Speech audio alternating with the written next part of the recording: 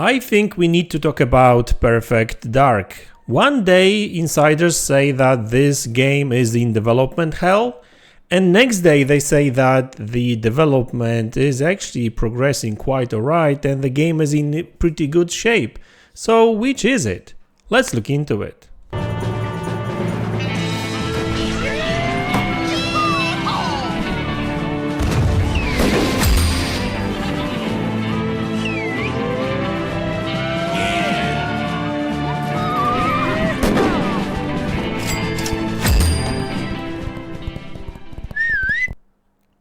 Hey guys, welcome back to the channel. So I'm sure you heard about Perfect Dark. Now this game was announced like 2 or 3 years ago already, developed by the initiative.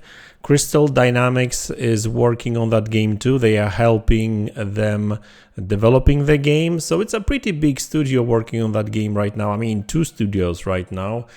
And now obviously everyone is kind of scratching their heads, wondering what the hell is going on with this game.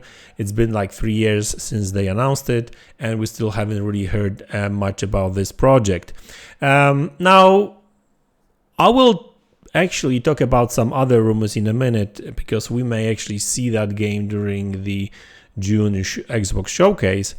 But Jeff Grubb actually spoke about this game a few times actually last week, and it's a funny story because one day he said that he has heard that this game is in development hell, that the actual development is actually not progressing very well. There's been issues apparently. He had some sources telling him that. But the interesting thing is that literally next day on his podcast, he said that he was contacted, I think, or he spoke with some other people working on that project too, or close to that project, and they are telling him something totally different, that the game is actually progressing pretty well, that the game, whatever build they are on right now is actually in a pretty good shape. So, it's like, what the hell is going on? I mean, one person is telling him one thing, and then next day, another person is telling him something totally different. Now, obviously, I don't have an idea who was he contacted by, who told him any of that information. But I know for a fact, and that has been the story that you can actually hear from many developers. Watch any of documentaries on any bigger games and stuff. A lot of times these big games are coming through like different cycles. First you've got an idea for a game, everything is on the paper, maybe some artwork is being done and stuff. Then, they are actually, so we've got like pre-production phase then, and they are building maybe some prototype and something, but it's not necessarily like a proper game just yet. Then they go to the next stage, a proper production of the game. And then, when there's the most issues with the game, like, sometimes you've got an idea, you test it, you trying to make it work, but that doesn't always work, right? So sometimes you have to change a build, you have to change, certain mechanics or whatever, right? Story, whatever, right? I mean, there's a number of things that can actually go wrong. The bigger the game, the bigger the scope, the more issues you as a developer may came across, right? And that's normal. That's literally story you hear from every single developer working on any bigger game, literally, right? And I don't know, maybe that's the thing. Maybe first he spoke with somebody who was working on part of the game that they had issues with and that kind of stuff, and something didn't work out. Maybe they had to cancel a feature or something like that, or maybe they had to cut out some level or something like that. I don't know, I'm just making stuff up right now, of course.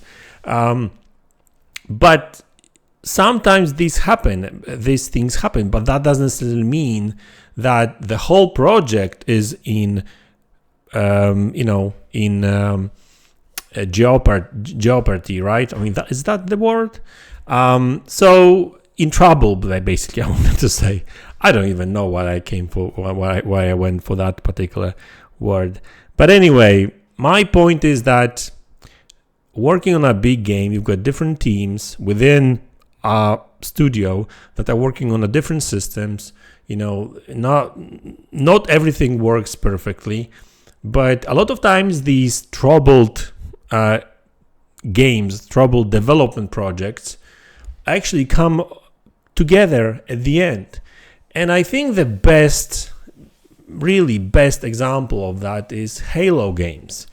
I mean, we can talk about Halo Infinite, where we knew that this game was actually pretty bad, in a pretty bad state, like literally a year before it was launched. But then, yes, it was delayed, but hey, that delay actually made that game a big favor, because in the end, especially the single player actually turned out to be actually quite good. I mean, it wasn't a perfect game, it wasn't the best thing in the world, but it was like 8.5 out of 10 kind of game when it comes to campaign. Yes, there were some things that I didn't like, and that's why it wasn't perfect, but the game was fun to play, and it's still pretty good. Like, play it, it's actually pretty good. I guess same goes for multiplayer. Multiplayer was actually pretty good, but it lacked content. That's why there was a lot of bad faith out there when it comes to Halo Infinite, because there wasn't just enough content, multiplayer content. It has changed now. Like, Halo is getting updates all the time and stuff. A lot of people actually play it right now. So yeah, that's great news. But what I'm trying to say is that, yeah, the fact that maybe at some stage the Perfect Dark was in a poor state, maybe that was a year ago, maybe, I don't know, 2 years ago, I don't know. But whatever that issue was, it was either resolved, or maybe they got rid of that particular feature that was causing them trouble, and looks like the project overall is actually in pretty good state. Now, obviously, we won't know until we play it, right? And that's another thing. There's been rumors suggesting that Perfect Dark may be shown during the Xbox showcase this June, so literally in like 3 weeks. That would be a cool thing, because we really need some extra, I guess, announcements. There's been a lot. I mean, Microsoft Xbox announced quite a lot of games back in 2020, 21, I want to say. And we haven't really heard much about these projects. I'm talking about games like Perfect Dark, State of Decay 3, and a couple of other titles here and there, and like Contraband. What's going on with Contraband, for example? Even though it's not a first party game, it's still considered an Xbox exclusive, at least for now. So, that's what I'm trying to say, is that I wouldn't necessarily worry too much about it, because at the end of the day, sometimes last couple of months of development can turn a project around, or may not. I mean, Redfall actually kind of, unfortunately, didn't deliver, right? I mean, but the fact of the matter is that there's been some projects that did deliver, even though they were in so-called development hell for a while, or even throughout the whole process, who knows? But sometimes these projects actually come together at the very, very end.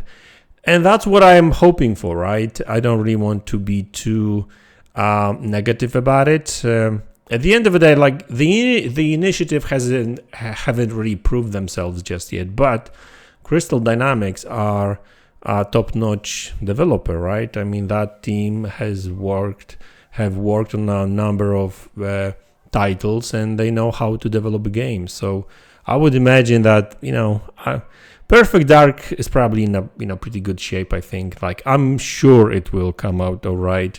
Not 100% sure, you never know, but, hey, you know what they say, have faith, right? I'm just looking forward to all these games coming to Xbox, really, Game Pass. It's just crazy how many games there's in development right now. It's just been too long, basically. Like, they announced so many games like 3-4 years ago, and some of the games we just actually getting right now, like Hellblade 2, for example. That game was announced back in 2020, and it's just now we are getting that game, and it's not even the biggest of the game really, right? So anyway, that's the video. Hope you enjoyed it. Let me know in the comment section below what you think about it. Are you looking forward to Perfect Dark? Let me know in the comment section below. Hit the like button, subscribe to the channel if you haven't already, and I will see you all in the next one. Take care.